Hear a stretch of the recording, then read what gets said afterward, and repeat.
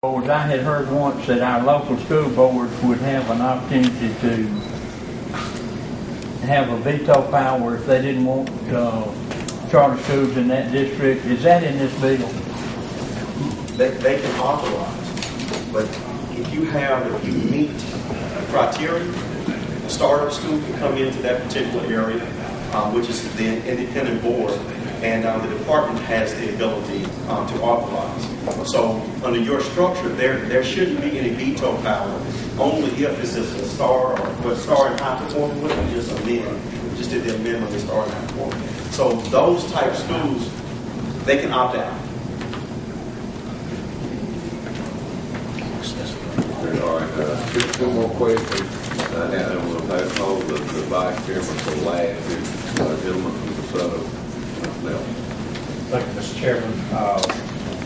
The gentleman from Alcorn asked about half my question, so it'll be pretty quick.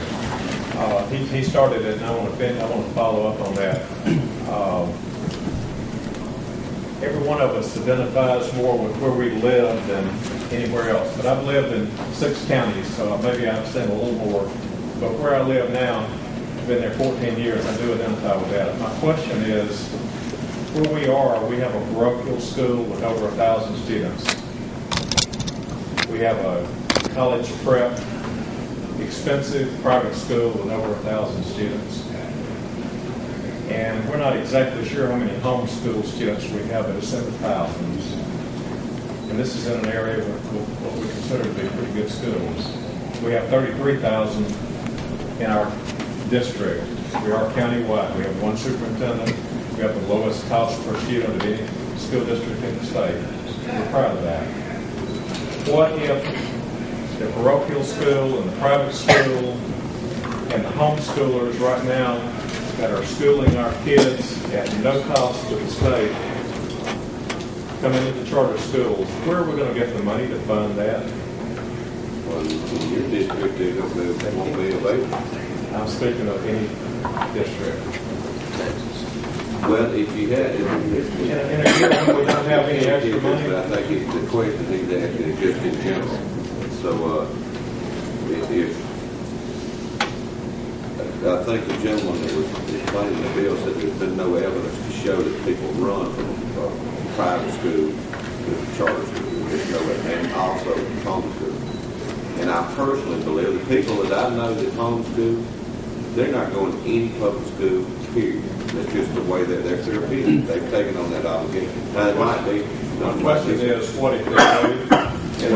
What if they do in a year we don't have any extra money? Where are we going to get that money? If they do those children that are living in your district right now, today, do they not have the same rights that every other child in the district? I know in my county, I would say every child that's in my district that's a homeschooler or in private school, they're doing the district a favor. But I think you just stated my question, but my question is, where would we get the money if they did come into the charter school system? Representative Martin just made a great point. They're taxpayers of Mississippi. They're taxpayers. They're taxpayers. With all due respect, you're not answering my question. Well, the money would come from the pot of money in the table. We all of a sudden had some reason where we had 50,000 extra students in Mississippi because of some freak accident. You're going to divide that money by how many it is. But you're not talking about in the state of Arkansas, I believe it's 17 schools. And that's been over a period of over 10 years. And the possibility of that happening is minute, but there's a possibility. And if there were 1,000 students that transferred from the charter, from the public school to the charter school, the money's going to follow. That's an easy question. The private school. The private school. Yeah, private school, the money would be allocated, no different. The district would have to divide it by the number of students. That's just all it is. Mr. Chairman, the only thing I can say is anything is possible, but it's not possible. Right. Okay, gentlemen. Gentlemen, are you finished, gentlemen? That was my only question. I don't think I got an answer.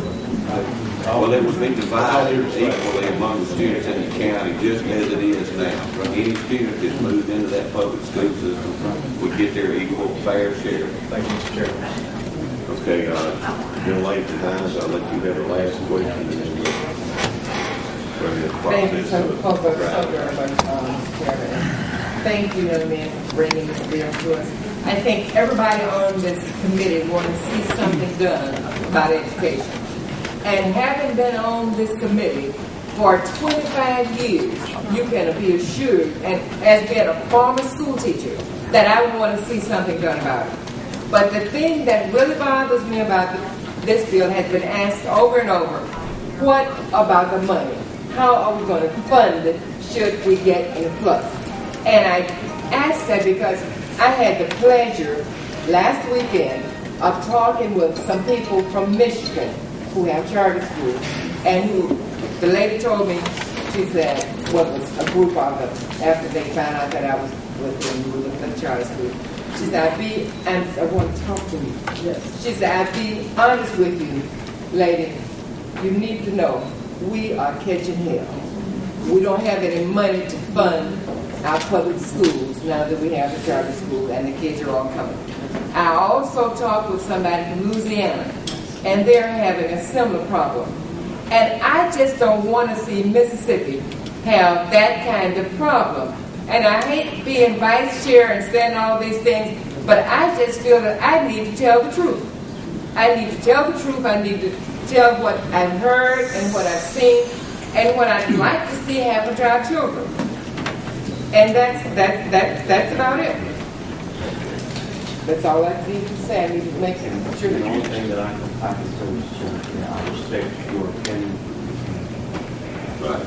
Okay, we're all very passionate about this issue. I, as Barker had asked to speak to it for just a second, and that's what we'll yield him for just a second, and I'll recognize no one else. We're going to go immediately to a vote. I'll say, make a few comments before we do. Then we will quick speak on the bill. Thank you, Mr. Chairman. First of all, I've never believed that charter schools by themselves were kids. All right. I've always thought they were one more tool in the box that we hadn't taken advantage of. More than anything, I don't believe any institution or system is so sacred that we cannot shape the status quo and try and benefit people. Those institutions and systems were created to serve. All right, I've got serious reservations about the bill. I mean, I don't like the virtuals, and I hope we'll consider taking them out on the floor. I don't think there are enough safeguards to accurately balance the at-risk categories so that we're not cherry-picking. I think that we've had this itch for charter schools so long that that now that we can do it, we just want to open the doors wide open with absolutely no oversight. And if we do this, we better get it right. With that said, I think that the decision we have to make today, with the deadline on Tuesday, is whether to continue this conversation. And I think this is a conversation worth continuing. I don't think the bill that, as it stands today, will be the bill that's signed into law. I think it needs a lot of work, but I do think this conversation about, how can we most effectively use this tool, I think that's a conversation worth having. And so I would urge you, knowing that this is going to change, knowing this is going to evolve over time, to allow this to move through the process, because we all know the process, and we know that what happens here in committee, as it goes to the floor and as it goes to the other side, and as it goes to conference, can sometimes be two very different things. But I do think this is a subject and a conversation worth continuing, and I would urge you to support it. Okay, with that in mind, I'm going to request what is the subcommittee chairman recommend to the committee here as far as the motion.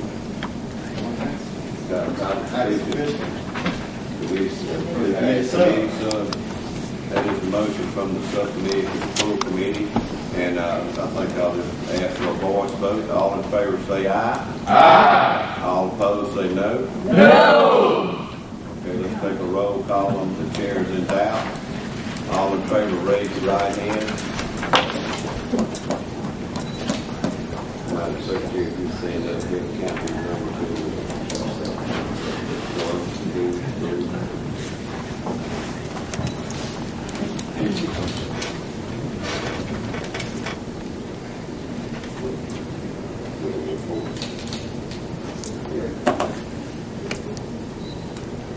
Yeah, I don't know. I didn't count. Hold them up high. Did you count yourself out of seven?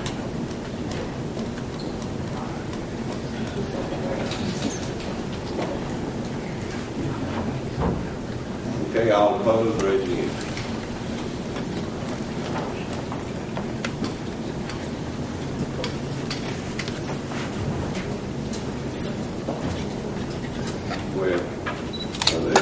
Well, House Bill 888 has passed on a vote of 14-12. Do I hear a motion to reconsider on the bill? Motion to table, all in favor of that motion to table, say aye. Aye. I'm good. How you doing? Do I hear a motion to rise? All in favor?